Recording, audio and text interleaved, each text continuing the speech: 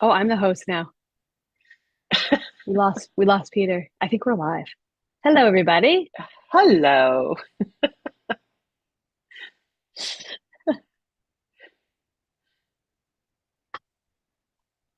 There he is.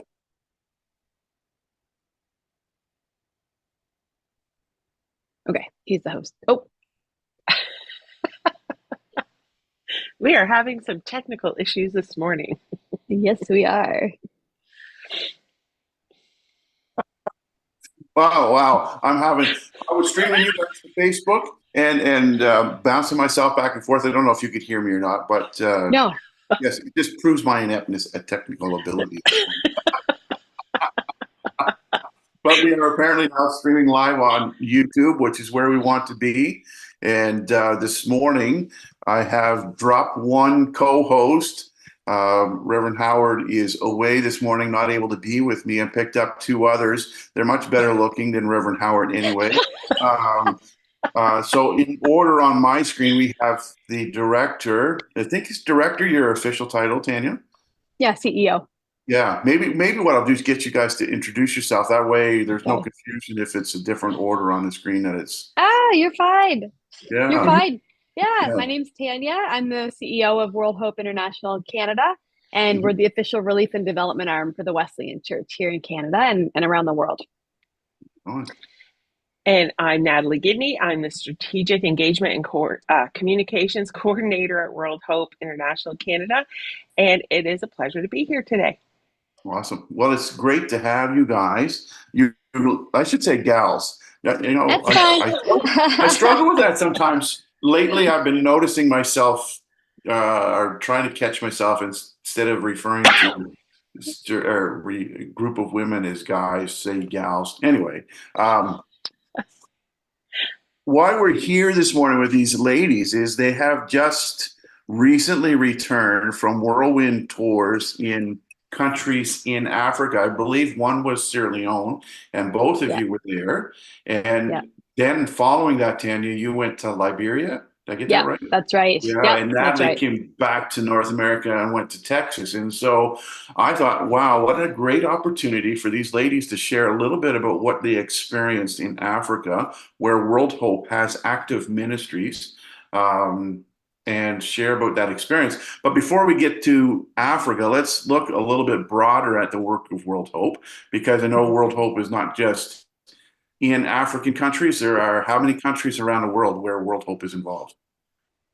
Yeah, so we're currently in six countries around Mhm. the world, and we specifically select countries that are on the least developed list from the UN. So Mhm. we're in two countries in Africa. We're in Liberia and Sierra Leone. We're in two countries in Asia. We're in the Philippines and Cambodia. And then we're in Haiti. We've been in Haiti for a very long time, and we're still actively there. And then we also have some projects in the Bahamas as well. And on top of that, we do disaster relief around the world. Yeah, Mhm. Yeah. So anytime there's an earthquake, well, not say anytime, but I know you guys did, yeah, Hope did work in Turkey following the earthquake there. yeah. Built little houses, right? If I recall. Yeah, we did. Yeah, Yeah. we built like mini homes that were insulated because it's quite cold up in the mountainous area where the earthquake had hit. And we Hmm. built over 100 mini homes in partnership with another organization, another ministry there. And Hmm. yeah, and people were able to have homes because it's going to take years for them to rebuild many of their homes. So we built tiny homes that were insulated so that people would have a place to live. Yeah. Yeah. But then we also responded to Morocco, Libya. They had disasters last year, and to Ukraine prior to that during the war, and we're now responding to Israel, Gaza as well. So Hmm. we don't respond to every disaster, but we do respond to quite a few disasters around the world. Yeah. That's cool. That's Yeah, cool. And many churches on many Wesleyan churches on our district yeah, in Atlantic district is Atlantic Canada. So New Brunswick, Nova Scotia, PEI, Newfoundland, and a little bit of Maine encompasses yeah, the Atlantic district. Many of yeah, our Wesleyan churches in that district and across Canada are involved in the work of World Hope, but yeah, also churches outside the umbrella of the yeah, Wesleyan Church are involved and more than welcome yeah, to join, right? yeah, We don't turn exactly. anybody away. No, we do international relief and development. We do development in the way of Jesus. We are very open about that, and we're happy to have anyone who loves Jesus to join in. So Right, right it's on. a fun journey. Yeah. Cool. And World Hope has four pillars. Is that right? Well, we have three pillars plus Three? emergency relief. So you're right on that. Okay. Yeah. Mhm. We have our three pillars, and we were going to actually go through each pillar and then talk about a couple stories under each pillar from our time in Sierra Leone and Liberia, if that might be helpful. Yeah, perfect. I think Yeah. that's a great way to just jump Okay. into the trip. Like share a little bit about what you Yeah. experienced, what you saw, Yeah. and you might have a script already rehearsed of what you want to say. Go for it. We So actually don't have a script. So you guys are jumping right in with Friday morning with Natalie and Tanya. I'll just leave the meeting now like I did before. You guys go right ahead. Exactly. Exactly. I love it.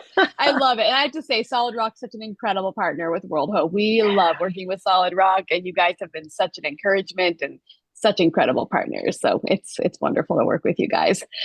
So we have three pillars, and I thought I'll explain a pillar, and then we'll share a couple stories from that pillar from our experience, and just kind of do the three. So the first pillar is clean water and energy.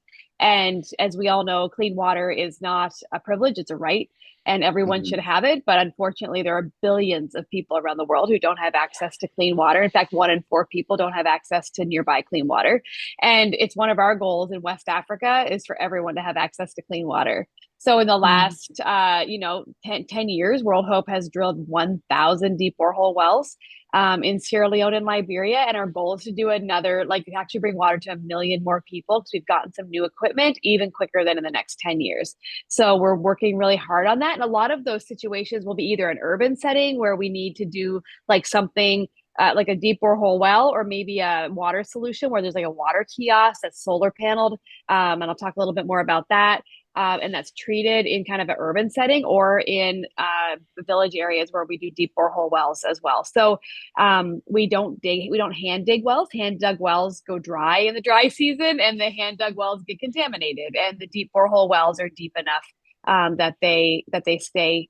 they have water all year round. So, Natalie, do you want to share a little bit of your water experience? And then I'll share one from Liberia.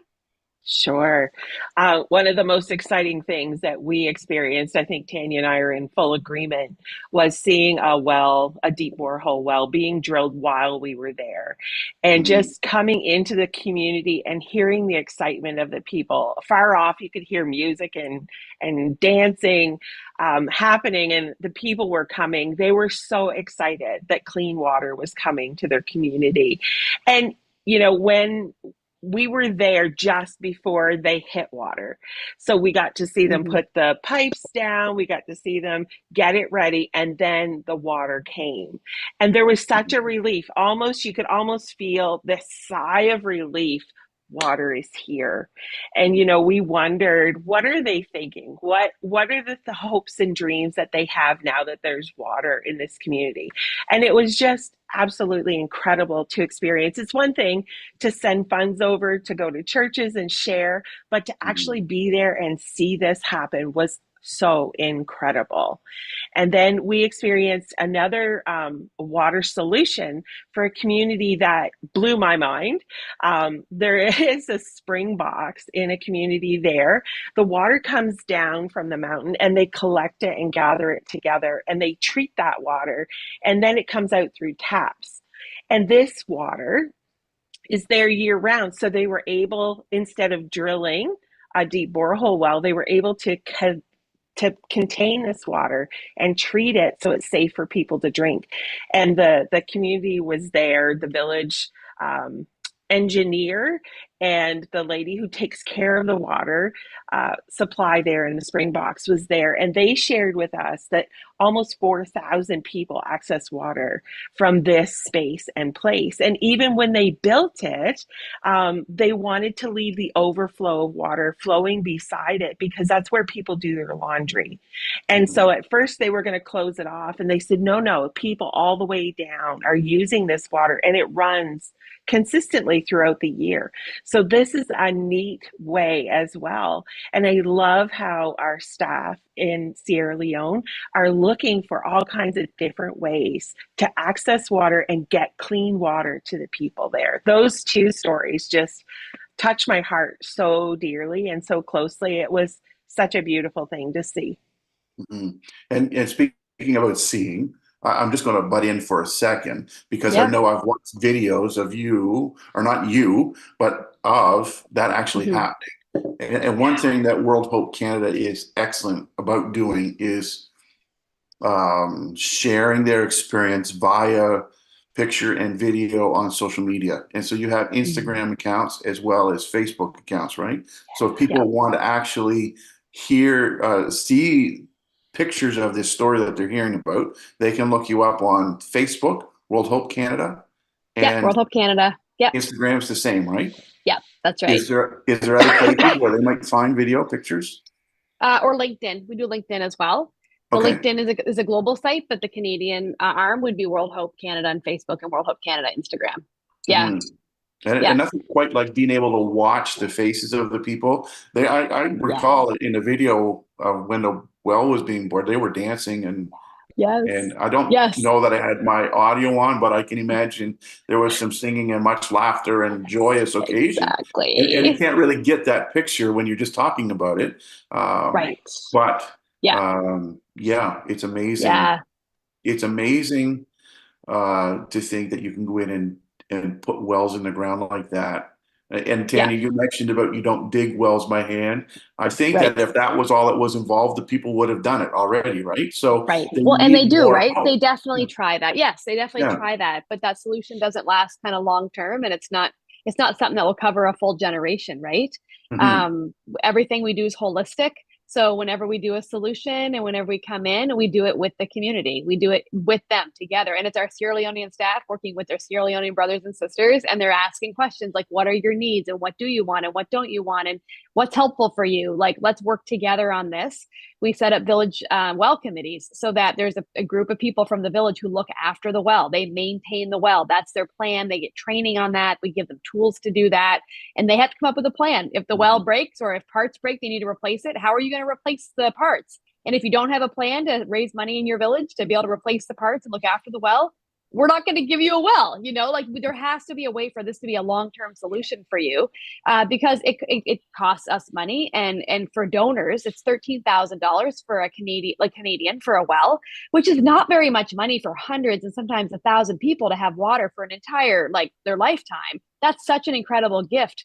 But for them, that's a lot of money, and we want to make sure that they're looking after that and maintaining that. And so, like 97% of our wells in the last 10 years are still operational. They're not contaminated. So it's really cool to see that this is such a great long term solution. And the first thing that happens when you bring clean water into a village is like the babies stop dying. And it Right. sounds crass to say that, but that's the truth, because if you have contaminated water, so many of the babies and children under 5 just die because of waterborne illnesses and just not having access to sanitation and cleanliness. And that's an immediate change in a community, is that the babies and the toddlers are living. And then the other thing that happens after that is the little girls can start going to school, because a lot of the Mhm. girls are carrying water all day, every day, and it's contaminated water. So they're going to get dirty water to bring back to the village that's going to potentially kill them or make them sick. They can't go to school as a result. So they can start going to school now. And then the other piece that nobody thinks about is the girls and the teenagers, the women who carry water all day, are walking paths that are by themselves all day, the same paths every day to carry water that's dirty often. Sometimes it's clean, but it's a long ways away, and they end up getting sexually attacked. And like that stops as soon as we bring nearby clean water. So it's all of these pieces that you don't think about. And then on top of that, there's livestock and there's, agriculture, and plants can grow. Like all that stuff's amazing. And that's what we think when we think clean water. We don't think all of these other things that happen transformatively in a community whenever we bring clean water. Like it's just such an incredible gift, for the whole village and for generations to come. Like it literally transforms every part of their life whenever we bring clean water.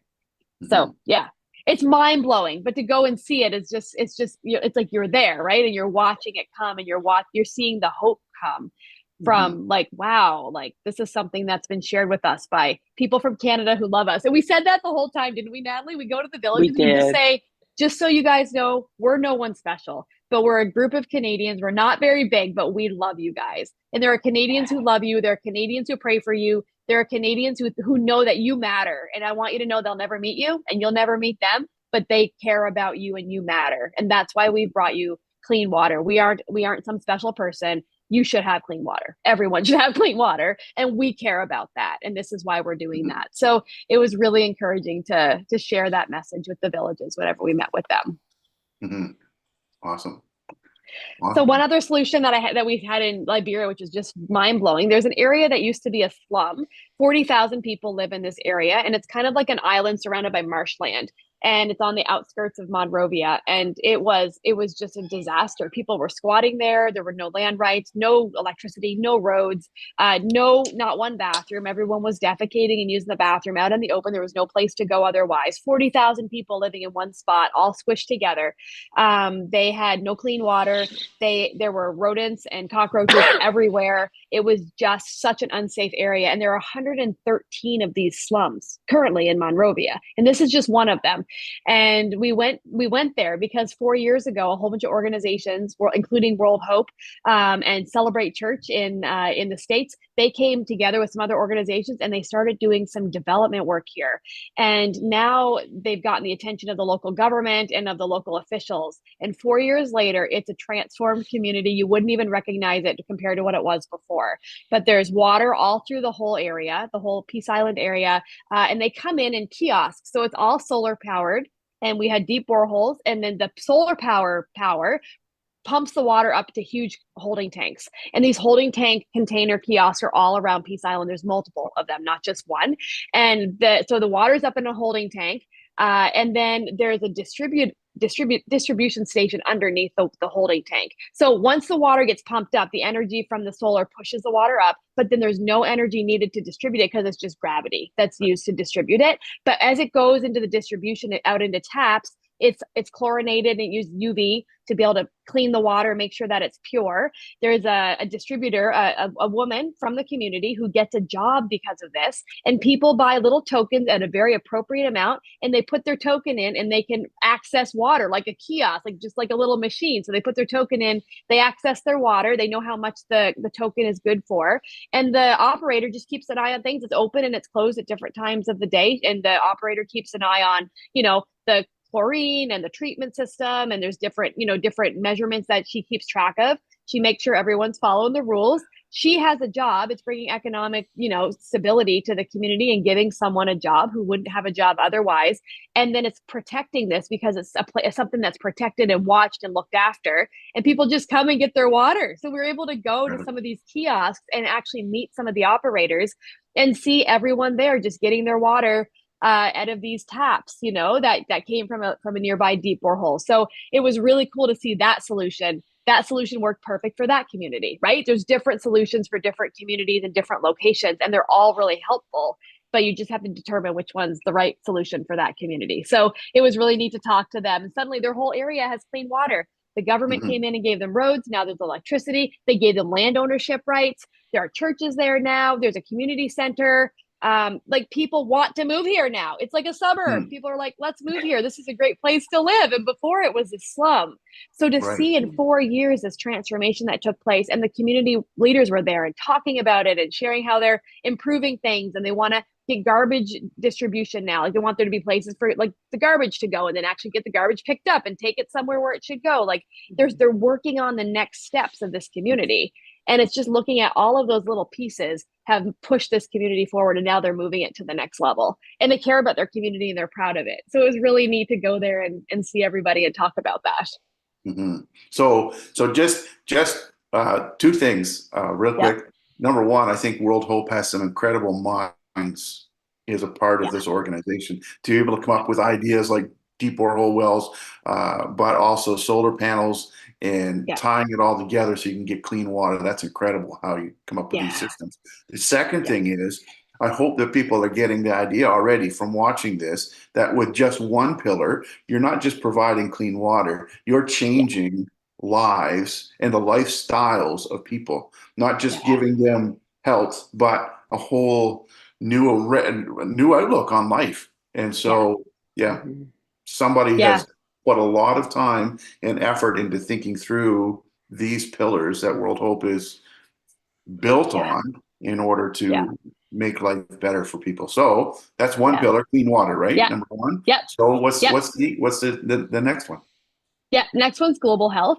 Hmm. And the global health pillar is very focused on health, especially for women and children who are dying. So it's for Hmm. everybody, but there's a huge disparity across the least developed parts of the world, where women and children are often the ones who die first.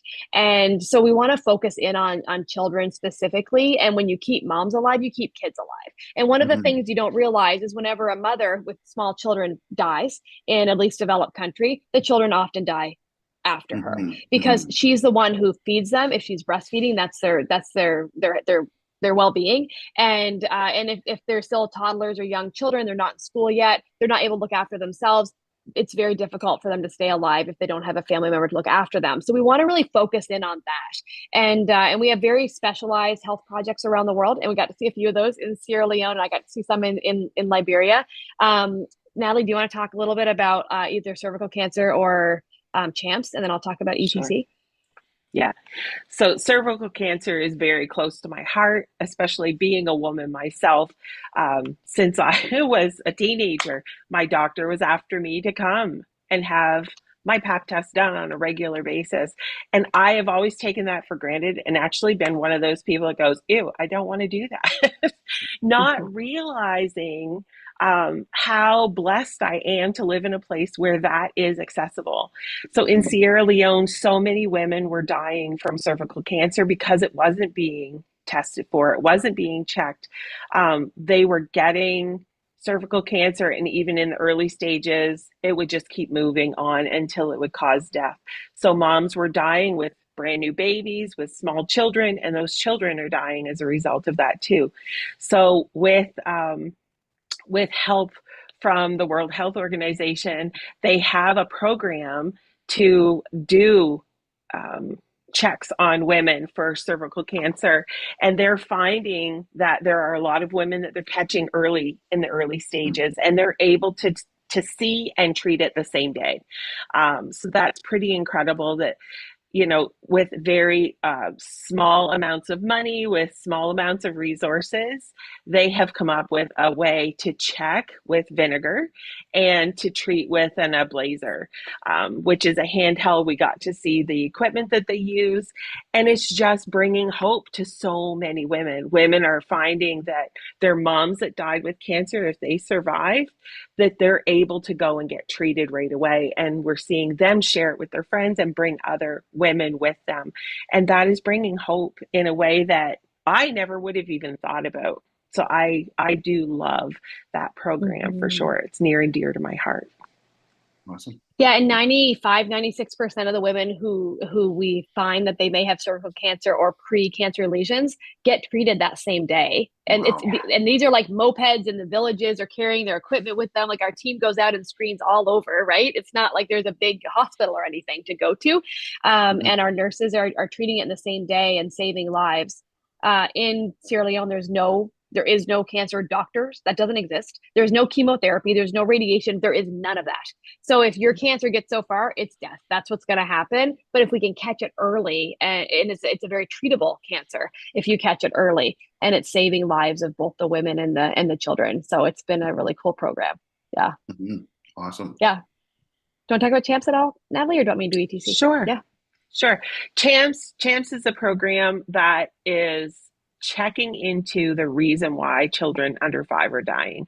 So they are doing all kinds of testing for that, and are finding that some of the reasons why children are dying are very preventable, which is kind of heartbreaking but also hope-filled. So clean water is one of the things that can help prevent under 5 deaths.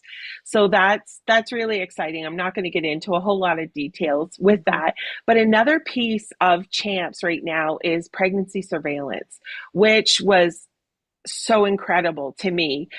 So women who are experiencing issues, any woman can come to the program and be part of it and be screened and tested. So preeclampsia is a big issue even here in North America, but it gets caught because pregnant women are going to the doctor and they're being checked.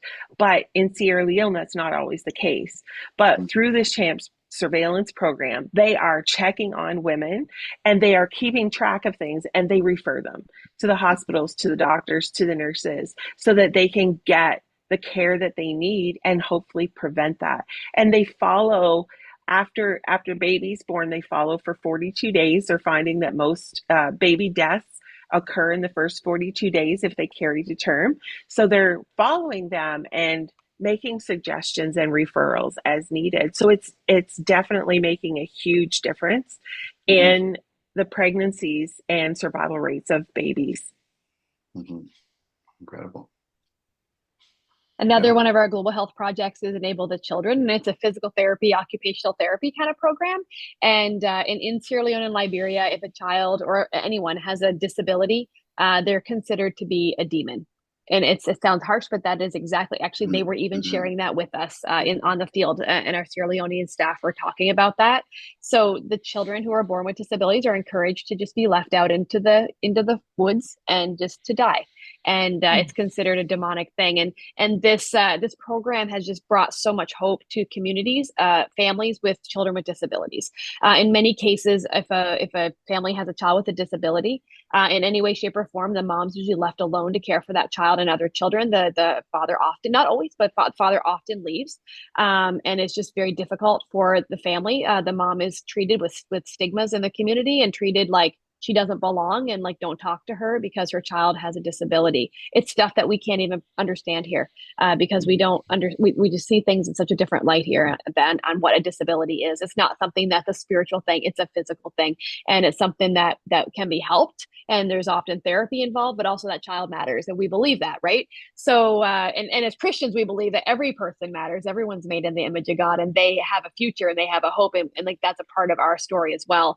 So we have it in Sierra Leone and Liberia. We have like over 1,000 kids, which is 1,000 families who are in this program, and our physical therapists and our occupational therapists, or sometimes they're more like occupational therapy assistants, go into their homes, into their schools, and help them to eat, to sit up, to swallow, to eat food, to play, to walk for the first time. And we're able to go see a little boy in Sierra Leone, and his dad is so a part of their life. It was beautiful to see, but he has cerebral palsy, and he was learning to walk, and he wasn't walking whenever we started working with him 8 years ago. And now he's walking and learning, and he's laughing, and he was like having so much fun with his neighbors. He was so excited to see us, and it was encouraging to see that story kind of playing out. They work with them for years. He's been in the program for 8 years now. So it's been just a long-term relational program. And then in Liberia, I was able to meet with the only physical therapist in the entire country, certified physical therapist, the only one in the entire country of Liberia. They have one physical therapist, and I met with him, and he's working with Enable the Children, and they're starting to kind of bring him different tools that he can use to help the children that he's working with.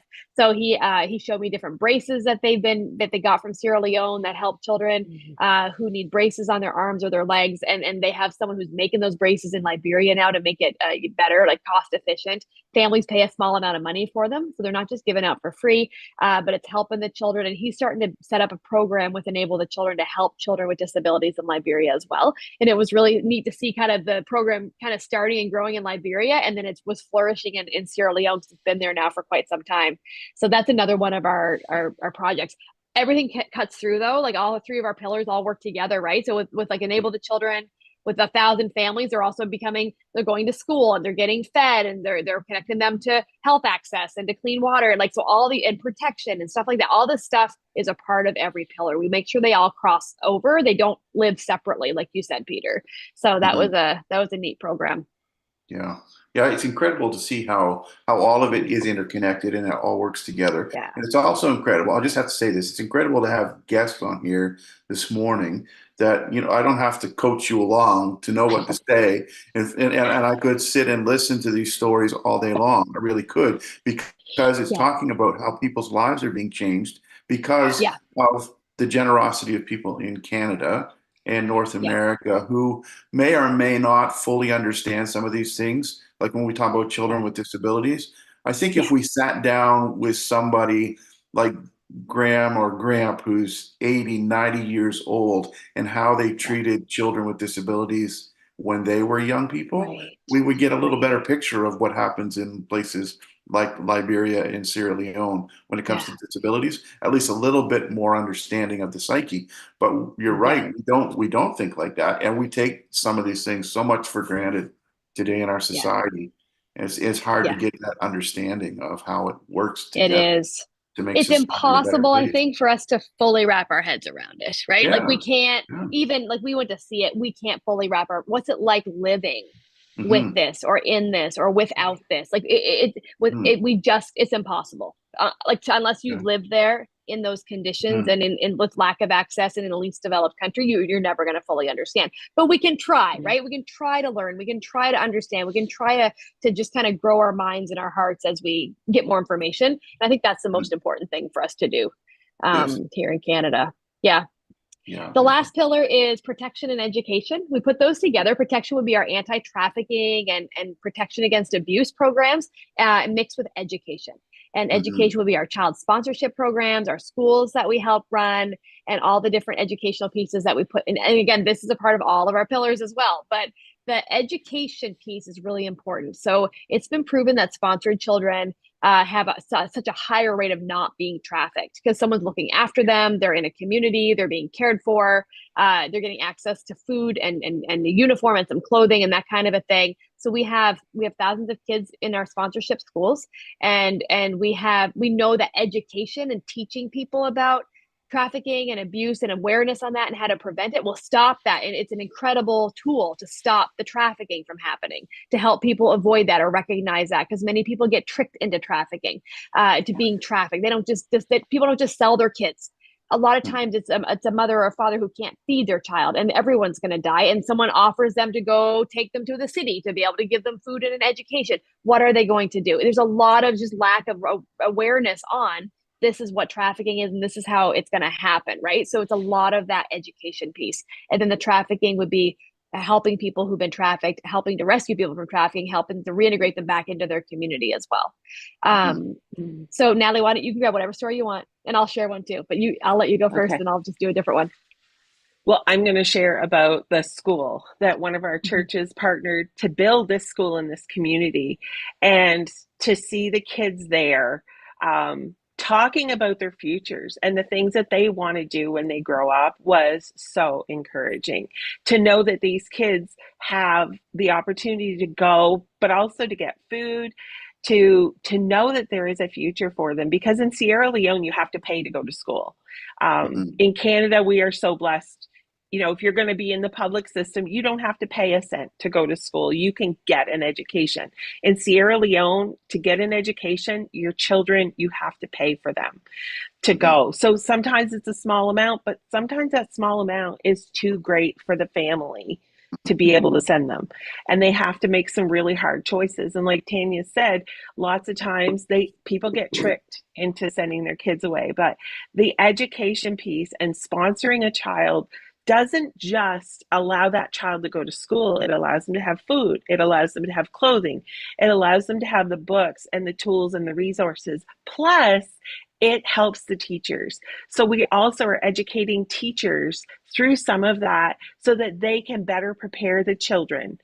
And in all of this, they're also learning about trafficking. They're learning what things to look for, what things to avoid, and what things to call out and say, this is happening. We need to do something about it. They're getting a voice that they haven't had before. And it is so exciting to see. We were able to attend a couple of these schools where sponsored children are, and it's a game changer for these children. The hope that they have, the hunger that they have for knowledge, and the hunger that they have for learning is huge. And I don't know, something happened to me. I tried to step out of the van, and the children swarmed me and kind of pulled me along. I said to Rolly when I got home, I said, I felt like in the 80s when they put you up on the crowd and kind of pull you along. I felt like I was at a rock concert when we arrived. And it was just such a cool feeling. But these kids knew we were coming from the place that helped them to get an education. Hmm. The very beautiful thing about this school, the chairman of the community came and chatted with us. This school was built 2 years ago, and they used to have a lot of teenage pregnancy because the girls were walking about 4 miles a day to go to school, and the girls were being raped on the road. And so there was a lot of teenage pregnancy in the community. The 2 years that this school has been there have been none, zero teenage pregnancies. So education and protection fit hand in hand. And we're seeing that played out in such a beautiful way in this community. I can't speak enough about child sponsorship. Sometimes we think, it's a big commitment, but it's $40. Like that's less than, well, it's a little over 40. But it's 41, yeah. less than going out to supper with your spouse, right? Mhm. And that provides food, education, clothing, all the things for this child for a whole month, and even their teacher gets some education out of it as well. It's a huge thing that we can do in a small way to make a huge difference for a lifetime for a child. Yeah. And another protection project we saw was our recovery center. And this is where traffic victims get referred to by the government in Sierra Leone. They all go to us. And those who need it go to our recovery center, which is a short-term place for women and children who have been trafficked to find a place to begin the healing journey and to start beginning the reunification process with their family, if that makes sense. So we normally, no one goes to the recovery center. They took us. We felt very honored that they would take us there. We obviously have no photos or videos from that, nor would we talk about the details of what we saw there or who we met there. But there are little children who've been trafficked, like little kids, like toddlers, babies, kids who've been trafficked. There are young women, but they're young teenagers who have been trafficked, who are recovering. There are young women. There are married moms with kids who are there, and there's a classroom there for the kids. The teacher comes in every day, and they were having a great time in the classroom learning. They did, they were talking also about the beach trip they went on with the kids to take them out and have a good day that week. And there's counselors, professional counselors, there's social workers, and they spend painstakingly amount of hours with every single survivor, assessing everything. How are they doing? What is their family life like? Is their village open to taking them back? Do they even know where their village is? Can they even speak to us? Some of them are disabled. Some of them are unable to speak and share. And just being in that space was just really hard, but also really beautiful to know that the hard work of this recovery center is being done day in and day out. There's staff on the ground in the center every single hour of the day. They're never left alone. And watching them explain how they've helped women and children reunite with their villages and do bonding sessions and help them make sure that they wouldn't be trafficked again by bringing in a small business with them to ensure that they're going to be able to feed their families or not go hungry. It was just mind blowing. And like each social worker has like 60 cases. Each social worker is working with like 60 victims. It's just mind blowing to think about the amount of work that goes into this. And there's stories that we'll never hear the details of. We do share stories, but kind of high level ones because it's just so confidential. It's just so difficult, right? But to know that this center is bringing in women and children, and they do work with men as well. They have other places. They have partner shelters. They work with men. There's more options for the men. But this confidential recovery center is just for women and children. And it was just encouraging to see that. So that's another one of our ministries in Sierra Leone. Wow. Those are our three pillars. Yeah. Incredible. So let me see if I can recap: water, education, and protection, and there's health, right? Yep, that's right. I didn't do them in the right order, but that's okay. That's the three the three pillars. So I know, Tanya, you're kind of under the gun to get onto your next appointment today, and I really appreciate you taking the time to stretch this out just a little bit to be here with us today. And Natalie, thank you so much for joining us as well. It's incredible to hear these stories. It touches my heart just to sit here and listen. And I know there's folks who are going to be listening to this. And if you want to know more, reach out to either Tanya or Natalie and ask them questions. Feel free to do that. I know they would love to talk with you. Maybe your heart is being touched by what they've shared today, and you would like to go on a trip to experience some of this stuff, to see it firsthand. I know there's some of that stuff available too through World Hope Canada. And there's places besides Sierra Leone and Liberia where you can go and be a part of World Hope, either through a discovery trip or a hands-on work trip to go and help with recovery in places where they've had disasters and all sorts of stuff. And so chat with him about that as well. And again, let me just say thank you for taking the time to be here. Thank you for the work that you're doing around the world.